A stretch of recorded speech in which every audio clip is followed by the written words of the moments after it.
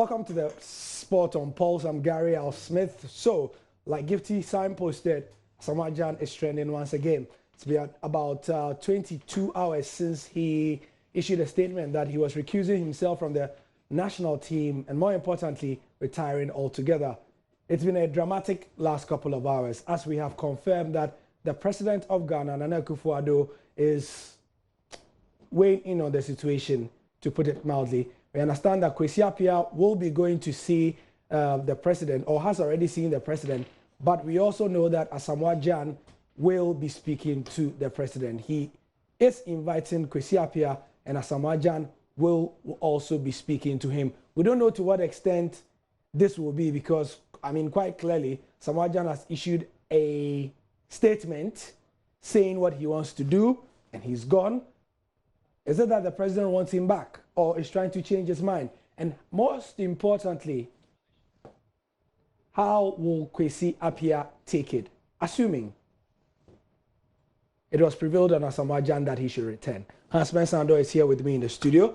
Hans? Gary, it all escalated. I will quite quickly. Let you in on a secret. They call him Hansinovic. So Hansinovic. That escalated, rather quickly. It went from 0 to 100. I mean, real quick. But I mean, on a more serious note,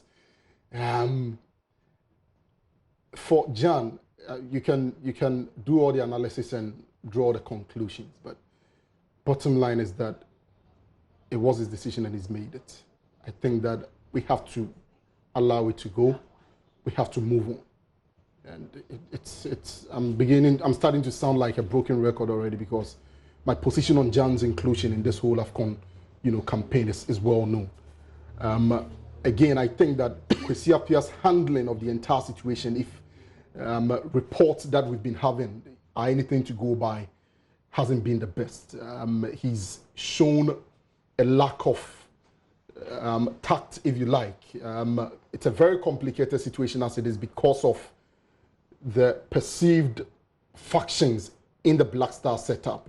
We know, I mean, it's common knowledge now that there are loyalists in the team for Asamoah Gyan. There are people also loyal, or players also loyal to Andre Ayew. And so I'm sure Kwesi Appiah is aware of all of this and should have acted a bit more tactfully. But like our brothers up there in the United States, we say, it is what it is, and we need to move on. As to whether, I don't know if you are coming to that, the issue about the presidential intervention. That's the main crux of exactly. the So I'm not too comfortable with it, and I'm sure you know why. For those of you who don't know, though, I'm in principle against any sort of political interference when it comes to football. Allow football structures to deal with football issues, plain and simple. However, as the president of the land, I mean, he reserves the right to handle issues as he deems fit. Unconfirmed reports indicate that the president desires that the captaincy returns to Asamoah Gyan. Those are unconfirmed reports. I'm also gathering that Kwesi Appiah is not willing to budge, and that he says if Gyan is returning to the team, he is not taking the team to the 2019 African Cup of Nations. It's a whole mess. If Gyan says he's recusing himself from the AFCON tournament and retiring from the national team, let's leave it at that. Let's look to the future. That has always been my basis for calling on Gyan not to be included, or he himself to even step aside and not be a part of this AFCON in its entirety. We need, you see, the thing about this African Cup of Nations and the Black Stars is this: we need to be looking beyond this African Cup of Nations. First of all, we didn't qualify for the 2018 FIFA World Cup. And so it must tell us that we are the team that had gotten to a point where it needed to be rebuilt. The core of our team from 2006 that qualified for our first World Cup ended without failure to qualify for the 2018 FIFA World Cup. At that moment, my view was that Gyan should simply have moved on, retired from national team duties, and allow the process of rebuilding to begin. He didn't do that. He decides to go to the 2019 AFCON. Somehow, he decides that he's not going to be a part of it again. Let's focus on rebuilding it. Let's hand this place to a younger player who can give us the next 5 years. let's think about building a team capable of challenging for not this AFCON, the next African Cup of Nations, and qualifying for the next FIFA World Cup.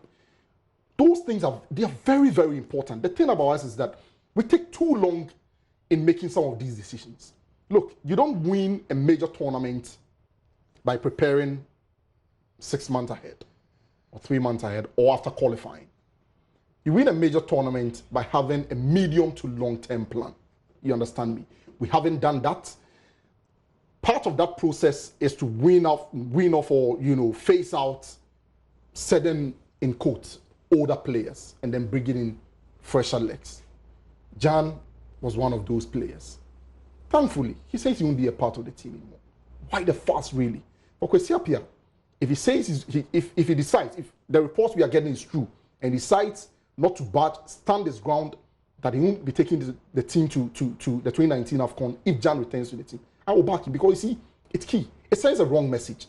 If these players, if the players in the Black Stars get to know that he had been impressed upon, or if he had kowtowed to the demands of the president and allowed Gyan back into the team as the captain, it undermines his authority, and if he decides not to be a part of the team, I think that would be the right decision.